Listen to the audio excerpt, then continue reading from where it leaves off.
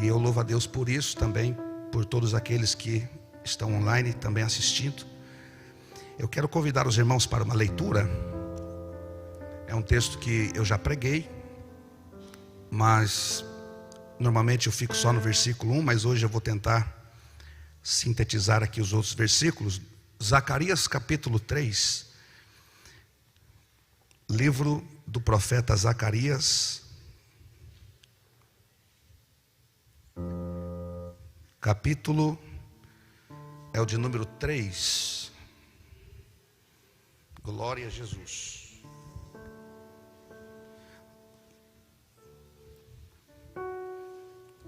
Nós vamos ler o versículo 2, o 3, diz assim: Mas o Senhor disse a Satanás: O Senhor te repreenda, ó Satanás. Sim, o Senhor que escolheu Jerusalém te repreenda. Não é este um tição tirado do fogo? Josué, vestido de vestes sujas, estava diante do anjo. Então respondeu aos estavam diante dele, dizendo: Tirai-lhe estas vestes sujas. E a Josué lhe disse: Eis que tenho feito com que passe de ti a tua iniquidade, e te vestirei de vestes novas. Vamos ler o 5. E disse eu: Ponham-lhe uma mitra limpa sobre a sua cabeça. E puseram uma mitra limpa sobre a sua cabeça e vestiram-no das roupas. E o anjo do Senhor estava em pé. E o anjo do Senhor estava em pé. Queridos irmãos, o livro de Zacarias é um composto de 8 revelações. São 8 mensagens proféticas que o Senhor Deus concede ao profeta Zacarias. E é interessante que algumas das revelações, como é o capítulo 3, são revelações noturnas. Ou seja, enquanto o profeta dormia, o Senhor Deus falava com ele através dos sonhos. E neste sonho, especialmente aqui no capítulo 3, que é a 4ª revelação, se você observar o versículo 1, o Senhor Deus vai apresentar ao profeta 3 personagens.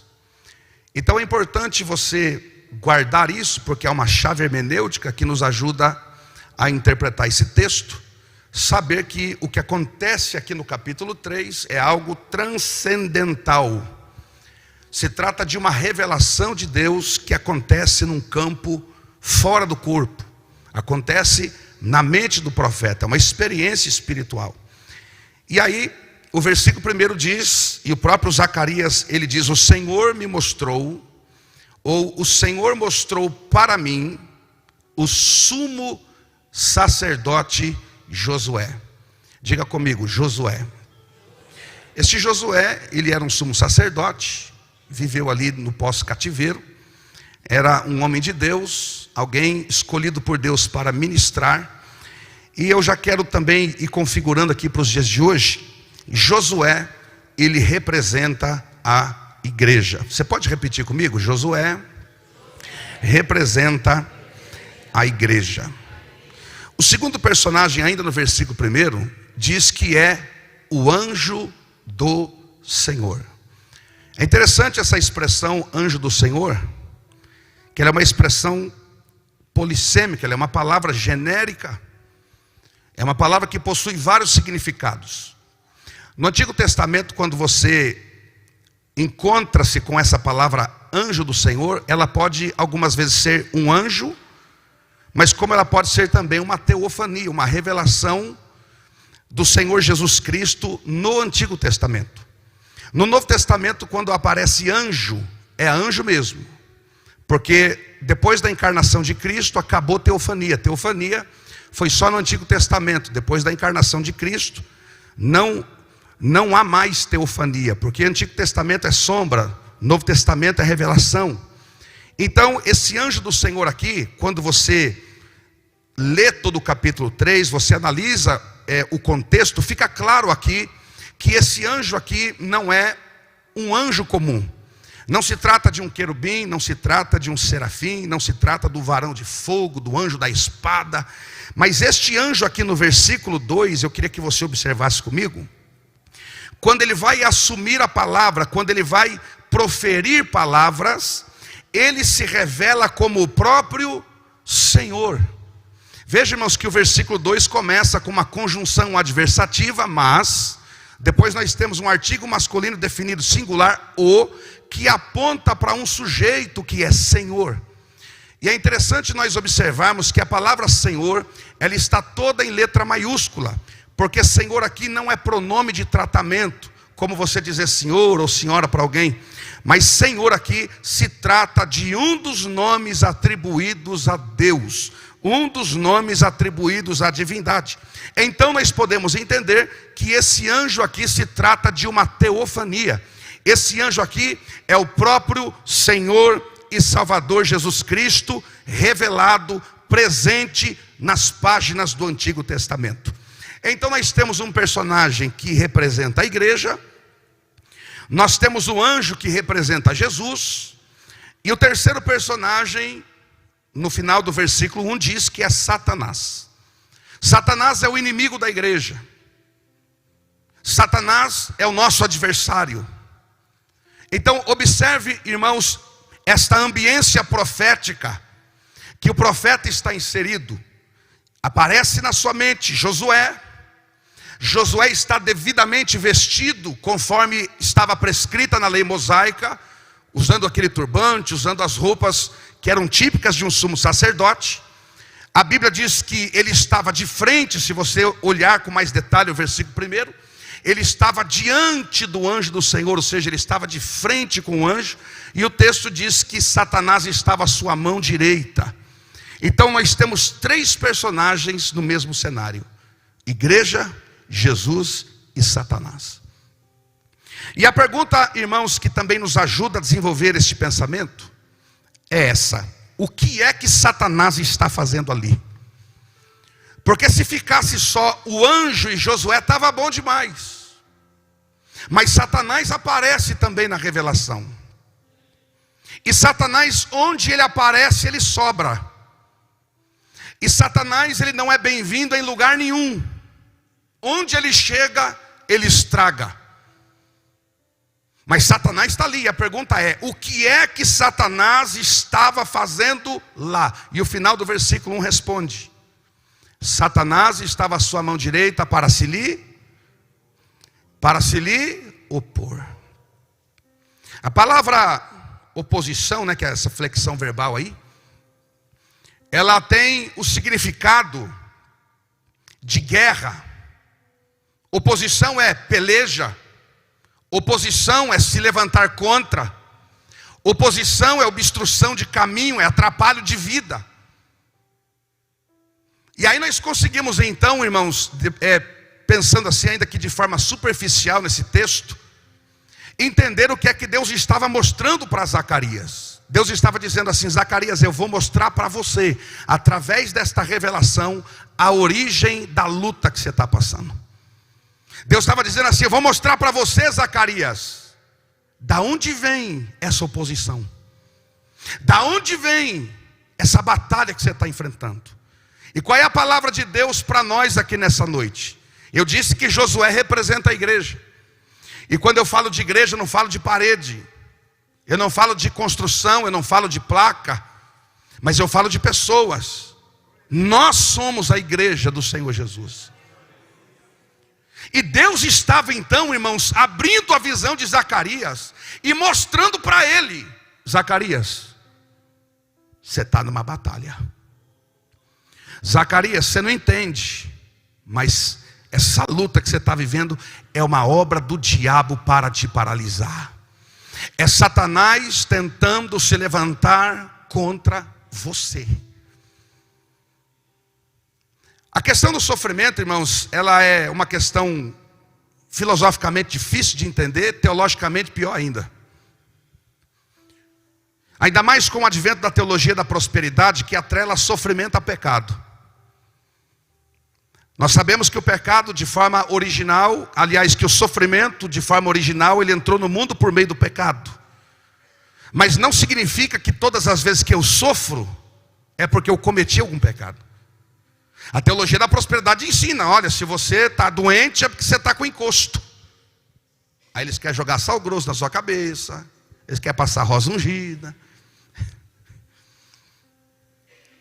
eles querem fazer sessão dos carregos. Se você chega lá com um problema emocional, tem a terapia do amor. Aí eles botam flashback e é só love. Qual é o problema da teologia da prosperidade? Que ela ensina que o sofrimento não faz parte da experiência. E que você tem que anular o sofrimento. E às vezes, pastor Cláudio, esse pensamento da teologia da prosperidade está impregnado dos crentes, e a gente, às vezes até involuntariamente, quando você vê alguém dizendo assim, está amarrado em nome de Jesus, teologia da prosperidade. Eu nunca vi Jesus amarrar demônio, eu vi ele mandando embora. Eu anulo, eu rejeito. Tem gente que vai até o sinal da cruz.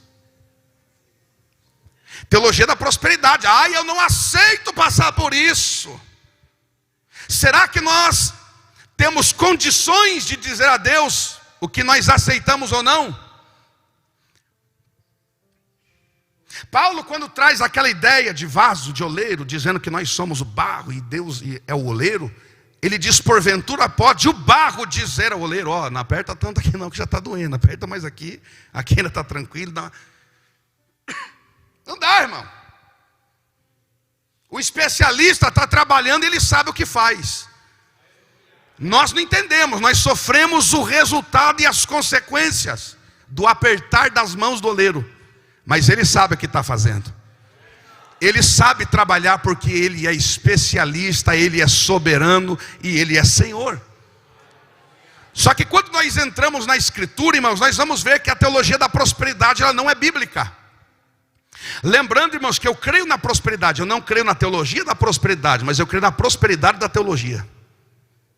Eu não acredito numa prosperidade que vem fruto de mentalização, da lei da atração.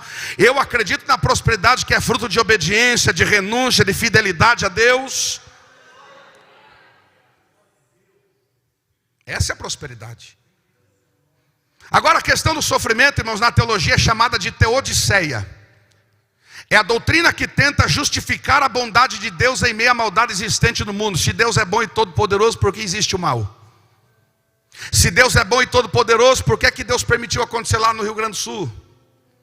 E a gente bota tudo na conta de Deus. E por que Deus fez isso? Por que Deus fez aquilo? Por que o fulano lá morreu e Deus deixou? E por que o outro lá está vendendo droga e Deus deixou? E por quê? E nenhum teólogo tem a resposta para esse questionamento. E tentar responder esse questionamento é tentar entrar na mente de Deus. E a mente de Deus é insondável. Não dá para entender, irmãos, a mente de Deus. Porque o sofrimento é complicado, o sofrimento vem para todos. Jesus, irmãos, o tempo todo, ele dizia assim, você quer ser meu discípulo? Quer? Negue-se a si mesmo. A cruz, pega e vem. Porque não existe evangelho sem cruz. Ministério, cruz é o quê? Sofrimento. É traição. Jesus sempre disse, olha, no mundo vocês terão aflições. E eu digo isso, irmãos, porque tem um monte de gente frustrada na vida, porque está passando por algum processo de dor, de sofrimento, e está achando que está carregada de demônio. E não é. Isso não é uma regra.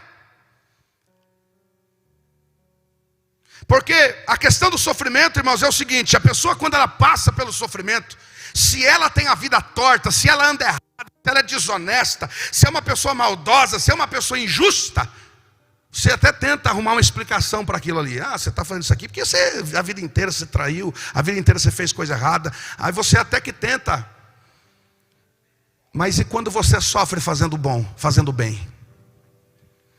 E quando você sofre ajudando todo mundo? E quando você é traído, quando você deu a vida por alguém e essa pessoa na primeira oportunidade te virou as costas? E sofrer sendo justo. E eu poderia citar um caso para vocês aqui de Jó. Jó viveu essa questão da teodiceia na pele, porque o próprio Deus olha para Satanás e fala: você viu meu servo Jó? Com orgulho. Sabe, irmão, quando você quer apresentar o seu filho para os outros: olha, está vendo, esse aqui é meu filho? Todo mundo já sabe que é, mas você quer falar, porque você tem orgulho. E Deus está desse jeito, orgulhoso. Ele diz: eu vou mostrar até para Satanás. Você viu meu servo Jó? Reto, temente, fiel, se desvia do mal, crente. Detalhe, hein? Jó viveu no período patriarcal, provavelmente contemporâneo ali daquela turma ali de Abraão. Ele viveu naquele período patriarcal. Isso implica muito na vida de Jó, sabe por quê? Porque no período patriarcal não tinha manuscrito. No período patriarcal, a Bíblia não havia sido canonizada, nem sistematizada, não tinha teologia, não tinha Bíblia, não tinha folheto de evangelismo, não tinha nada. Sabe o que significa, irmãos? Que no período patriarcal, as pessoas não tinham um papelzinho para se apoiar a respeito de Deus. Sabe como é que as pessoas conheciam a Deus no período patriarcal? Oralidade ou hereditariedade. Era o pai que chegava para o filho e dizia: filho, o pai serve um Deus aí, eu nunca vi, eu não tenho nada sobre ele, mas eu sei que ele existe, é esse o Deus. E era assim que eles conheciam. Talvez é por isso que Jó disse: eu te conhecia só oralidade. Você já parou para pensar, irmãos, que a fé de Jó não era baseada em papel? A fé de Jó não era baseada em amuletos. Jó não precisava de uma pétala de rosa, não precisava desvirar chinelo, não precisava passar debaixo de escada. Jó não precisava fazer essa macumba com o nome de evangelicalismo. Já não precisava de ninguém estar adulando ele para vir no culto. Já não precisava de ninguém estar massageando o ego dele, irmãos, para ele ser crente. Ele nunca tinha visto, ele não tinha um papel na mão. Mas ele teve uma das maiores revelações a respeito de Jesus, foi dada a Jó. Quando ele disse assim, ó: eu sei que o meu Redentor vive. Sabe o que é isso, irmão? É revelação messiânica. Jó já estava olhando para o Calvário, irmãos, no período patriarcal, dizendo: tem um Redentor, ele vive, ele vai estar vivo, ele não vai morrer, e por fim ele se levantará em meu favor para me estender a mão.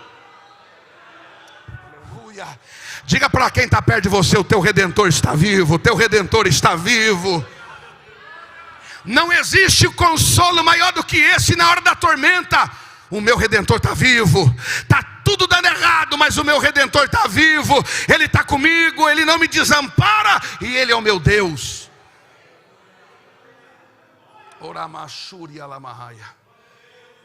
Glória. E talvez você está aqui hoje tentando entender por que você está sofrendo tanto. Você diz assim: eu sou dizimista, sou ofertante, peguei carnê, faço evangelismo, não sou o santo nem a santinha da barroca, mas eu estou em processo, tentando ser melhor, melhorando dia após dia. E por que para mim parece que tudo é errado? Quando chega a minha vez, trava. O fulano vai, coloca a mão, dá certo. O outro vai, faz e dá certo. Quando chega a minha vez, o negócio parece que trava. Aí irmão, sabe quando você assistia, eu não sei, né, o pessoalzinho de hoje não, mas na nossa época aí, um pouquinho mais, né, anos 80, lembra quando assistia Tom e Jerry, vinha aqueles demoninhos, irmão, na cabeça assim dos bichinhos? Principalmente no Pica-Pau, né, vivia cheio daqueles demoninhos na cabeça. Esses demoninhos aparecem. E ele começa a dizer assim para você: tá vendo, você é crente, não está valendo a pena. Você canta, olha só quanta coisa você renunciou antes de você ser crente. Você vivia cheio de amigos, vivia cheio de coisas. Olha para você hoje. E o pior, irmãos, é que isso entra no coração de muita gente. E essa é uma forma, irmãos, de Satanás fazer oposição contra nós.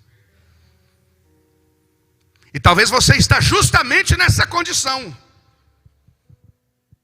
passando por um processo que você não entende, que você não sabe o porquê daquilo, não sabe nem como que aconteceu, mas você está no meio de um processo que é só Deus para te ajudar. Interessante, irmãos, para a gente correr aqui, é que no versículo 1, eu não sei se tem alguém aqui que é bacharel em direito, alguém que está estudando aí, tem alguém que tem um mínimo conhecimento do direito? Aí tem. Eu fico imaginando o seguinte: se você olhar para esse texto, a impressão que nós temos aqui é que está acontecendo aqui uma espécie de um tribunal. Nós temos aqui um réu, é réu que chama, né? Quem está sendo acusado é réu. Aquele que acusa, como que é o nome? É promotor? Seria um promotor. E aí, irmãos, no versículo 1 é o seguinte: o anjo, que é Jesus, que é o advogado, ele está em silêncio. E o pior de tudo é isso, irmãos: quando é o mais preciso, parece que o advogado fecha a boca. A resposta não vem. Então nós temos lá um advogado, nós temos um réu e nós temos o promotor. No versículo 1 é só o promotor que fala. O promotor está ali. Se você pegar algumas versões mais atuais, a palavra oposição vai estar escrito acusação. Satanás estava lá, apontando o dedo, acusando. E Josué, irmãos, estava fazendo o quê? Estava de cabeça baixa. Você sabe por quê, irmãos? Porque a gente, até de boca fechada, diante de Deus, estamos errados. Agora vamos ver, irmãos, a situação de Josué. Por que Satanás estava acusando ele? Olha o versículo 3. Eu vou até beber uma aguinha. Como estava a condição de Josué? Por que o diabo, irmãos, encontrou brecha para acusar ele diante de Deus? Será que Satanás estava blefando? Ele não é o pai da mentira, sim ou não? Mas eu penso comigo, pastores, que o diabo ele pode mentir onde ele quiser, no terço dos infernos, no quarto dos infernos, no quinto, aonde ele quiser. Mas tem um lugar no mundo que ele não pode mentir. É na presença de Deus, não dá para mentir. Diante de Deus a máscara tem que cair. É interessante que você pegar lá no hebraico a palavra sinceridade, no hebraico é sincera, fazendo alusão naquela época eles faziam teatros, era um costume oriental, e a máscara de cera. A máscara de cera representa muito bem o corpo humano, mas ela tem um problema: quando é exposta ao calor, que Deus está dizendo assim: Jó me serve, mas não tem máscara. Jó me serve, mas não é mascarado.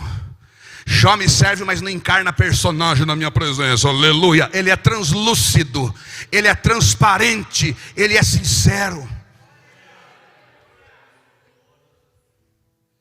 Aleluia. Eu estou sentindo a presença de Deus aqui. Jesus está nesse ambiente. Você acredita nisso? Você pode glorificar Jesus por esta palavra? Agora, irmãos, olha a condição de Josué. Ele estava ali de cabeça baixa, sendo acusado. E qual a causa? Versículo 3: as suas roupas estavam...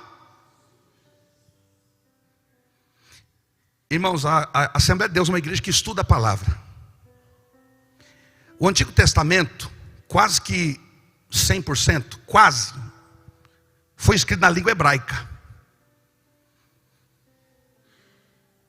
Então, a Bíblia ela passou por um processo de transliteração e tradução. Então, quando você lê uma palavra, por exemplo, no versículo 3, suja, no hebraico não é isso. Na verdade, irmãos, é e não é. Porque sujeira pode ser uma poeira,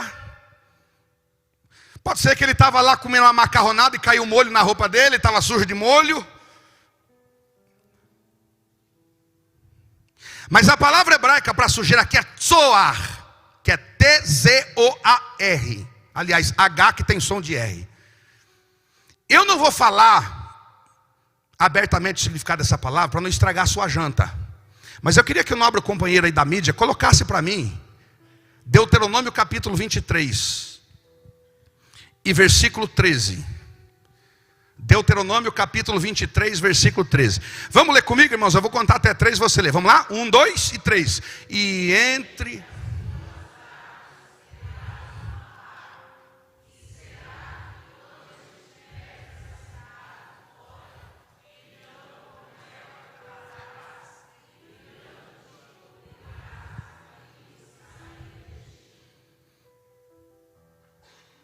Você prestou atenção? Aqui Deus está estabelecendo a lei sanitária em Israel. Ele está dizendo, quando vocês for para a batalha, não leva só arma não, leva uma pá. Vocês vão fora do arraial, quando vocês for fazer vocês cavam um buraco no chão, faz o serviço em terra. Está escrito aí. Então aquela expressão ali, cobrirás aquilo que saiu de ti, em outras traduções é excremento. E aí, pastor, que é a mesma palavra suja ali em Ezequiel, tzoar. Então a roupa de Josué estava suja do que? Não responde, você já sabe. A coisa, pastor Renato, estava muito mais feia do que parece. Agora o que representa essa sujeira? Imagina que cenário, irmãos. Imagina irmão, olha, deixa eu dizer uma coisa. Era inadmissível no ministério sacerdotal roupa suja. Não pode, irmão. Em todo tempo sejam alvas as suas vestes, e nunca falte o óleo na sua cabeça. Quando você pega aquela estrutura o sistema sacrificial no Antigo Testamento, se um sumo sacerdote entrasse no Santo do Santo com sujeira, Deus matava ele. E não tinha conversa não. Ah não, Senhor. Era mostradinho. Foi-se. Agora, irmãos, imagina só a situação de Josué, irmão. O que nós podemos entender, irmão? Que essa sujeira na roupa dele travou o ministério dele, porque ele não podia mais ministrar. Ele estava com o ministério parado. E quanta gente com o ministério travado aí, né? Essa sujeira na roupa de Josué, irmãos, fala da nossa natureza pecaminosa. Todos nós temos essa natureza pecaminosa, que milita contra Deus, que ama os prazeres da carne. Todo mundo tem, nós chamamos de depravação total. Até uma criança de colo já é propensa ao mal. Eu tenho um menininho de 2 anos em casa. Às vezes eu falo assim para ele, não vai mexer. Se joga no chão e bate a cabeça. Essa natureza aí veio da onde? Herdada. Ai, meu bebezinho está de aureolinha. A Bíblia diz, todos pecaram. Por isso que todo mundo precisa de um Salvador. Por isso que em algum momento todos têm que reconhecer Jesus por causa da natureza pecaminosa. Então o que nós entendemos do texto? Que Satanás estava acusando Josué por causa da sua natureza. Por causa da sua natureza, ele não podia ministrar, ele estava no estado de vergonha. Por isso no versículo 1 ele está de cabeça baixa. E Satanás aqui, ó. Imagina a cena. Como é que o senhor vai permitir ele ministrar desse jeito? Antes do culto ele jogou a panela de pressão na cabeça da mulher. Como é que o senhor vai permitir? Olha lá, aquela irmã lá estava lá cantando, mas estava lá gritando com os filhos no meio da rua. Acusações, irmãos. O que me entristece é às vezes o crente querendo fazer o papel do diabo. Ah lá, ó. E a pergunta é, quem somos nós para apontar para alguém, né? E Satanás está lá, ele não pode, ele tem que morrer. E aí eu volto naquela questão do direito. Um advogado, irmãos, para ele se manter, ele precisa de causa ganha. Sim ou não? Eu nunca vi um advogado falar assim, olha, eu vivo de causa perdida. Todas as causas que eu peguei, eu perdi. Então, você vai no advogado desse? Fala para mim. Olha, a minha experiência é o seguinte: faz 50 anos que eu sou advogado, não ganhei uma causa. Advogado, irmão, ele depende de quê? Para viver de causa? Agora, isso aqui é para você dar um glória. O nosso Deus, como advogado dos advogados, é o único que só trabalha com causa perdida. Você não entendeu o mistério, né? O nosso advogado, o teu advogado, ele só trabalha com causa perdida. Que causa perdida é essa? Você, eu. Agora eu vou liberar outra palavra, que eu acho que esse glória aí você está meio com vergonha. Então eu vou falar outra. O teu advogado que só trabalha com causa perdida, nunca perdeu uma causa. Não, eu acho que você está muito com vergonha ou está com frio, então eu vou melhorar. O advogado desta igreja, ele só pega gente ruim para trabalhar, mas ele nunca perdeu uma causa para o diabo, ele nunca perdeu uma causa para ninguém. Eu vou profetizar, e não vai ser a tua causa que ele vai perder. Quem acredita nisso, levante a mão e adore a ele. Diga para quem está no céu: tua causa está ganha. Diga para ele: já. Aleluia. Tua causa está ganha, meu filho. E não é mérito teu, é mérito dele.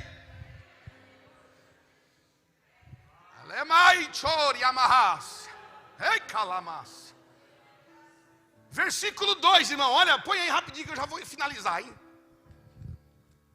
Olha o advogado, no versículo 1, irmãos. Eu imagino que o Satanás, ele estava lá, irmão, parecendo uma pomba, com o peitinho estufado. Deus vai matar esse cara. Esse aí já era. E ele ficou só quietinho, ó. Aí vem o versículo 2. Mas, lembra que eu falei da conjunção adversativa? Tanto no grego, quanto no hebraico, quanto na língua portuguesa. Ela tem a função de traçar paralelos, fazer paradoxos, contrastes. Então nós temos o seguinte, ó. A construção gramatical é a seguinte. Versículo 1. Satanás está assim, ó. Eu sou promotor, eu sou feroz, eu arrebento. Josué está lá, irmão, de cabecinha baixa, com a roupa daquele jeito que você já sabe, né? E o anjo, imagino, sentado no trono, ó, zip na boquinha, não falava nada. E o Satanás aqui, ó, no Josué, ó. Mas no versículo 2, pastor Cláudio, aí eu uso a imaginação. Ele levanta do trono, oh glória, aleluia. Diga para quem está ao seu lado, ele está levantando hoje a teu respeito. Ele está levantando hoje a teu respeito. Eu não sei qual é a causa, não sei qual é a batalha que você está vivendo, mas ele já está se colocando de pé a teu respeito aqui nessa noite. Você acredita nisso? Ó, versículo 2, ó. Ele se levanta, aí diz o texto: o Senhor disse a Satanás. E o que ele disse? O Senhor te repreenda. Tipo assim, cala a boca. Falou demais. Quem fala demais dá bom dia a cavalo. Agora quem vai falar sou eu. Agora a palavra está comigo. Agora eu vou falar. Levante a sua mão que eu vou liberar uma palavra de Deus para a tua vida. Que nessa noite Deus está fechando a boca do leão a teu respeito. Toda palavra que te feriu, toda palavra que tentou manchar a tua integridade, Deus está colocando por terra. E Ele está dizendo: fica tranquilo, eu sou o advogado da igreja. Eu não mudei, eu continuo mesmo. Quem pode abrir a boca e adorar?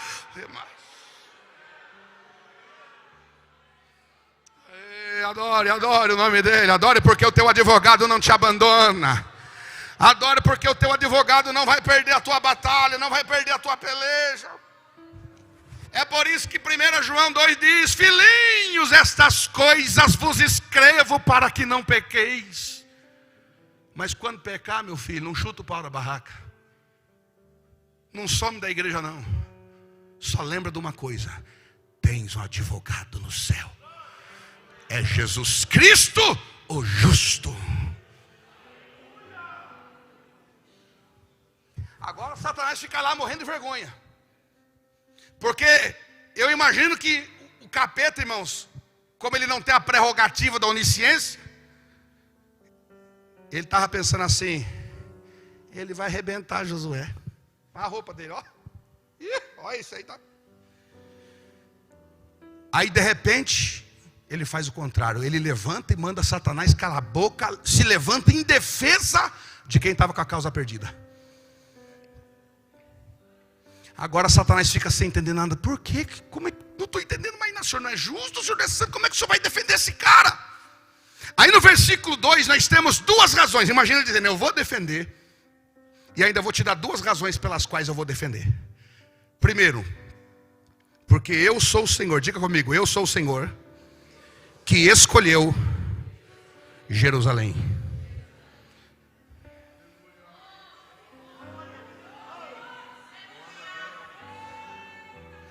Sabe o que ele está dizendo para Satanás aqui?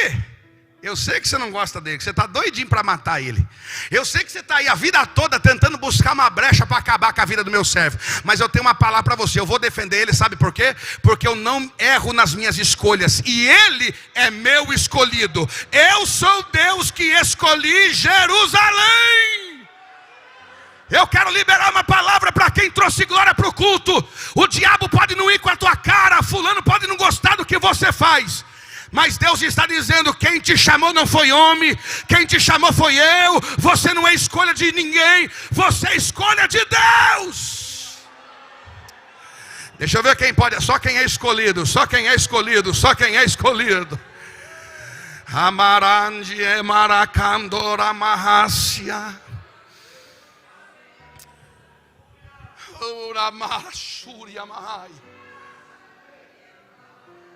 Ei, camaras.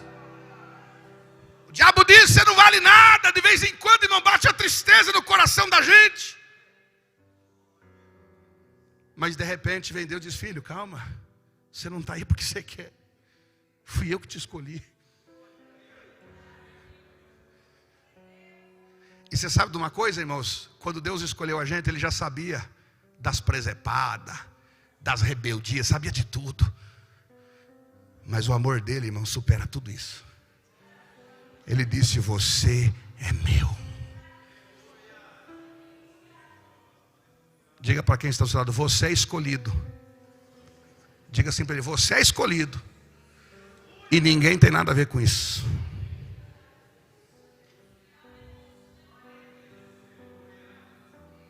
Deus não deve satisfação da escolha dele para ser ou ninguém. Ai, porque ele não eu. Ó, liga aí para ele, Jeremias 33:3, fala com ele. Segunda razão. Primeiro, ele está dizendo assim, ó, eu vou defender ele porque ele é meu escolhido, ele está aqui porque eu quero. Segundo, porque ele é para mim um tição tirado do fogo.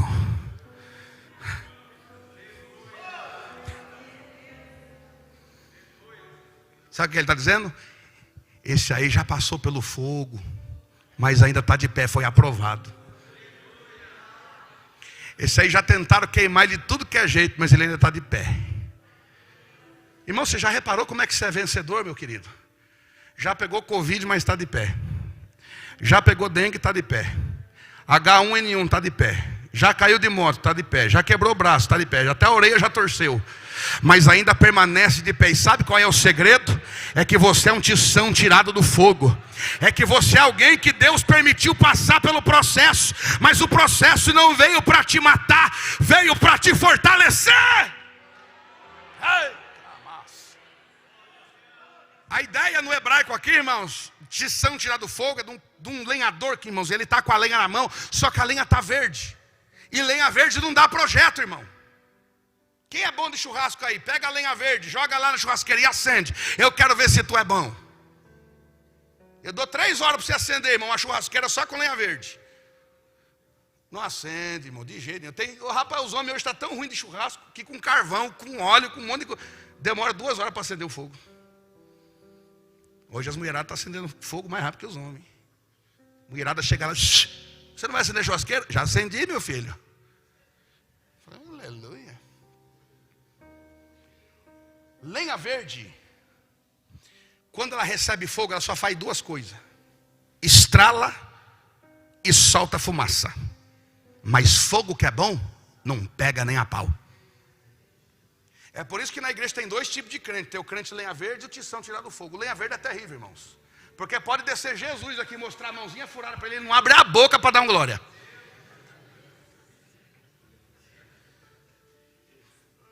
O lenha verde, irmão, você pode chegar aqui, irmão, você pode ler o Salmo 119 para ele inteirinho. Ele sai do culto e ainda quer revelação. O lenha verde, irmãos, quando ele sai de casa para vir para o ensino, para vir para o culto, ele já vem para o culto querendo saber que hora que o culto vai acabar. Porque a lenha verde recebe fogo, irmão, mas não pega. Só estrala, só reclama, só murmura, só fala mal. Mas fogo que é bom não pega, não levanta a mão para dar glória. Não abre a boca, ai, para que dar glória? Mas quando o Corinthians faz gol, grita. Não chora na igreja, mas quando assistiu o Titanic, que o Leonardo DiCaprio morreu, chorou. Chora quando assiste Lagoa Azul. Chora quando o Petzinho morre, mas na presença de Deus não consegue derramar uma lágrima. Mas eu vou dizer, Deus não tem nada com lenha verde. O negócio de Deus é com tição tirado do fogo. Porque, irmãos, a madeira que ela já foi queimada, é só passar fogo, ela já acende. Você sabe como é que é um tição tirado do fogo? Ele já sai, olha lá, ó, chama lá bacaia. Ele já sai de casa dizendo: eu não quero nem saber quem vai cantar ou quem vai pregar. Eu quero ir no culto para dar glória. O tição tirado do fogo, ele não quer nem saber quem arrancou a perna do saci. Ele sai de casa dizendo: eu vou para o culto para dar glória. Eu não sei quem vai cantar, se vai ser hino gospel, se vai ser hino da harpa, mas eu vou adorar porque o meu Redentor vive. E eu quero perguntar: quem é lenha verde pode ficar sossegado, mas quem é tição tirado do fogo, levante a mão, abre a boca e dá... Fica de pé, por favor. Fica de pé, por favor. Se leva. Ei, camandarassuri amai. Olha aí, vai recebendo a marca do fogo. Recebe a marca do fogo na tua vida agora, meu irmão. Crente tem que ter a marca do fogo, irmão.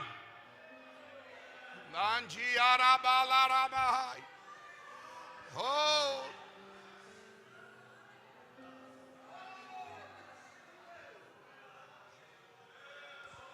O diabo não vai te paralisar, nenhuma palavra do demônio vai te parar, meu filho.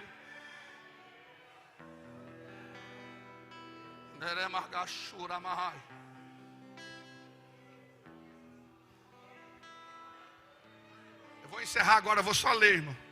Tem 3 minutinhos ainda. Imagina o diabo dizendo assim: o senhor falou bonito. Ele é meu tiçãozinho. Ele é meu escolhidinho. Mas a roupa está suja. É. Versículo 4. Põe no telão para mim, por favor.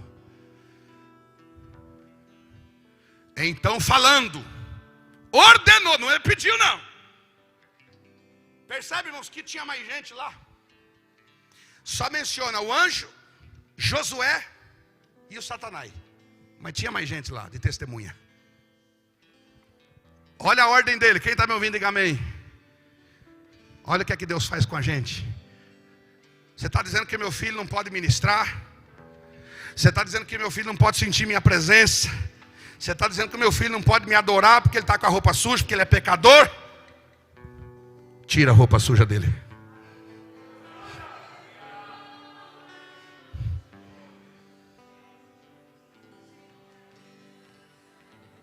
Aí aqui eu poderia falar, irmão, você lembra lá no Éden? O homem estava no estado da inocência, porque eu sou um dispensacionalista. E ele estava nu, mas quando entra o pecado, há uma transição da inocência para a consciência. Os olhos se abrem e eles se cobrem. Ou seja, por uma fração de segundo, Josué ficou nu, nos arremetendo ao jardim do Éden. Porque no Éden, Satanás manchou as nossas vestes. Mas no Calvário, Jesus deixou o maior alvejante de toda a história. IP não tira a mancha de pecado, mas o sangue tira. Homo não tira, mas o sangue de Jesus purifica de toda impureza. Na presença de Deus não tem ninguém irremediavelmente perdido. Não existe um pecador que ele não alcance pela sua graça. Tira a roupa suja, o que é que faz? Vai lá no guarda-roupa da graça. Eu queria ser cantor agora para cantar aquela: pega a veste, põe nele, Tereza, você pode me ajudar, minha filha? Não vou atrapalhar você aí, não. Você pode. Come here. Vem, trombeta de Jeová. Vou encerrar. Tira a roupa suja. Coloca nele roupas novas. É isso que ele fez com você. Por isso que você está aqui. Você está aqui porque ele te vestiu. Você está aqui, meu irmão, porque ele cobriu a tua impureza. E hoje, quando o diabo vem para apontar a roupinha, a manchinha na roupa da gente, aí você entra lá em Romanos para ele e diz assim: ó Satanás, nenhuma condenação há para aqueles que estão em Cristo Jesus, que não andam segundo a carne, mas segundo o Espírito. Mas não parou por aí, olha o 5. Veste fala de salvação. Coloque uma mitra limpa na sua cabeça. A mitra fala do que? De autoridade. Mitra na cabeça, sabe o que é? Eu estou habilitando você novamente para o exercício do ministério. Vai voltar a pregar, vai voltar a cantar, vai voltar a participar do departamento, vai voltar a trabalhar para Jesus. Crente, Deus não chamou crente para ser parasita, não. Ele te vestiu, te deu um turbante na tua cabeça, que é para você se movimentar, trabalhar para o reino. Quantos recebem essa palavra? Você que está sentindo o coração, vem aqui receber uma oração aqui na frente. Vem, sério, você que está enfermo, você que tem uma causa na justiça, aquilo que é impossível para você, o nosso Deus faz milagre. Vem aqui na frente, nós vamos orar pela sua vida. Isso, vem aqui receber a porção. Venha com fé. Venha com convicção. Não tenha vergonha não, sabe por quê? Porque a tua roupa está limpa. Você foi coberto pelo sangue, foi lavado pelo sangue.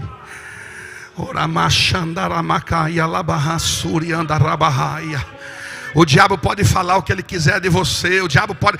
Por isso que eu te digo uma coisa: não se justifica, irmão. Ovelha não bate boca com cobra. Deixa o demônio falar, deixa o cachorro latir. Você tem um advogado.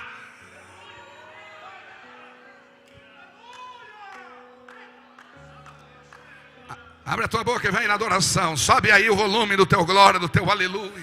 Quando a vida se torna difícil, quando você só você que foi lavado, só você que foi coberto pelo sangue, invade a tua alma. Sinta esta graça. Das marcas só restam feridas.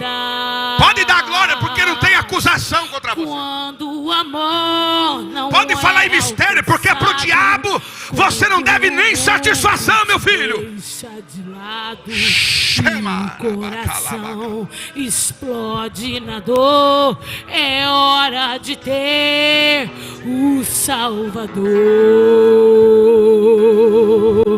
o Salvador. Sinta a presença agora. Jesus, Senhor, eu te peço, por você, aonde tem um coração que recebeu esta palavra, encha ele da tua unção agora.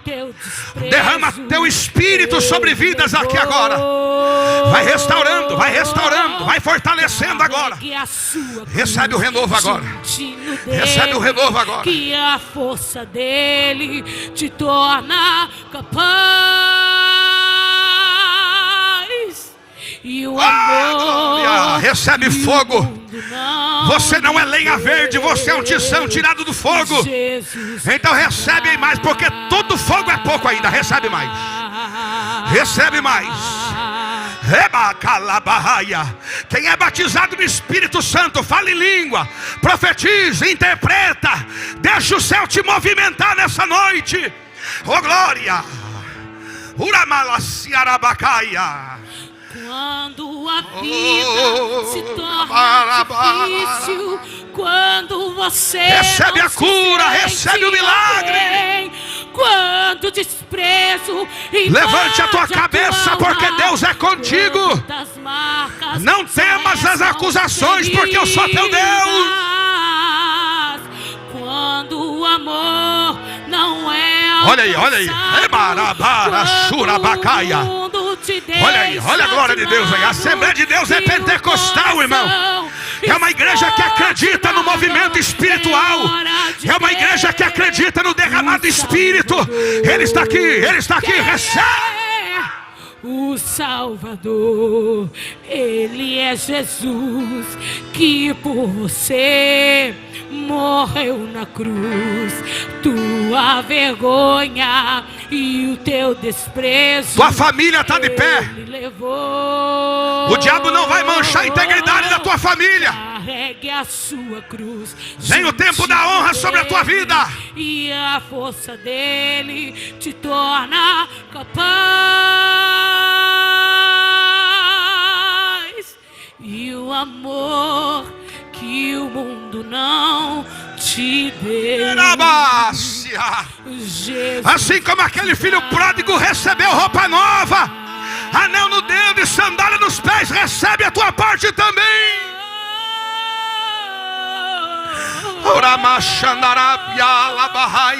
O sangue de Jesus é suficiente para perdoar os teus pecados. Eu vou profetizar, irmão.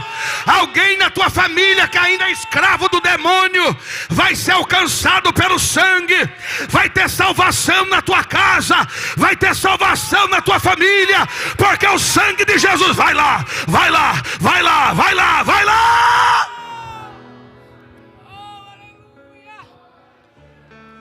O Salvador,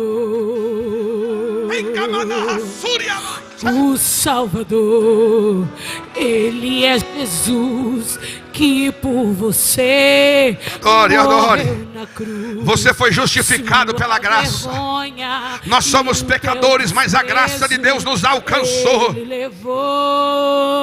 Eu canto pela graça, eu prego pela graça. Você está aqui hoje pela graça. Que a força dele te torna capaz. E o amor que o mundo não te deu, Jesus te dá.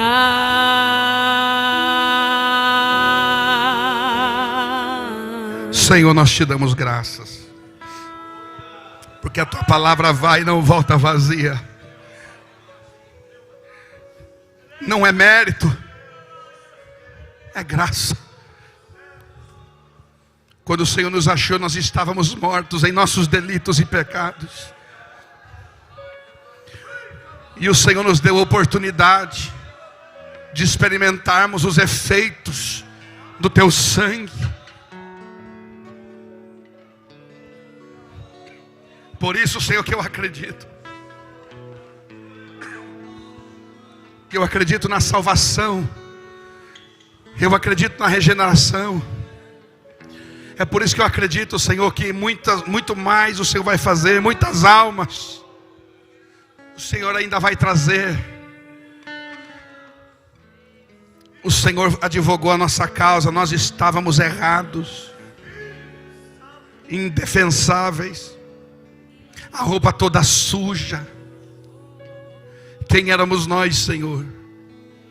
O Senhor nos atraiu. Hoje nós estamos aqui. Hoje o Senhor me deu a oportunidade de pregar. Hoje nós somos obreiros da tua casa. Hoje nós estamos aqui, Senhor, para ouvir a palavra.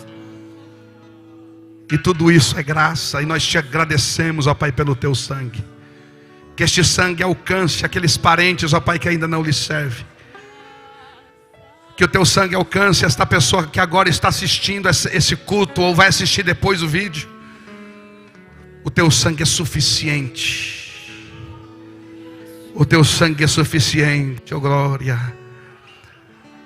O guarda-roupa da graça está aberto. O Senhor ainda tem vestes novas e limpas para entregar para muita gente.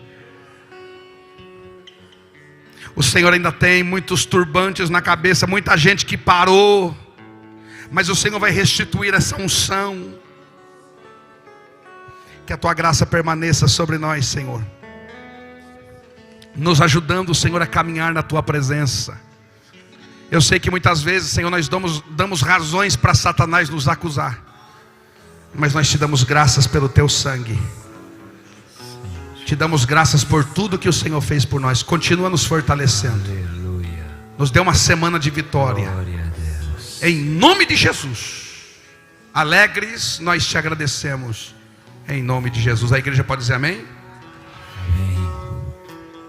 Deus te abençoe. Continue te usando. Estenda as suas mãos. Foi palavra de Deus para a sua vida? Vale a pena ou não vale a pena? Vale a pena, não vale? Te espero no sábado aqui em nome de Jesus. Sábado à noite, quinta à noite nós temos aqui o culto com os varões, e sábado à noite, Santa Ceia geral com todos os amados irmãos. Vamos continuar adorando esse Deus que nos justifica, que nos abençoa, que nos purifica. Que palavra abençoada. Eu precisava dessa palavra hoje. Não fui para São Paulo e não preguei para ouvir essa palavra. Uma palavra da parte do coração de Deus. Que a graça do nosso Senhor e Salvador Jesus Cristo, o grande e imenso amor de Deus, as doces e mensuráveis consolações do Espírito Santo do Senhor, seja com todos os queridos e amados irmãos e com toda a amada igreja. E de braços abertos digamos: abraça essa igreja que está do seu lado aí, em nome de Jesus. Deus abençoe a todos em nome de Jesus.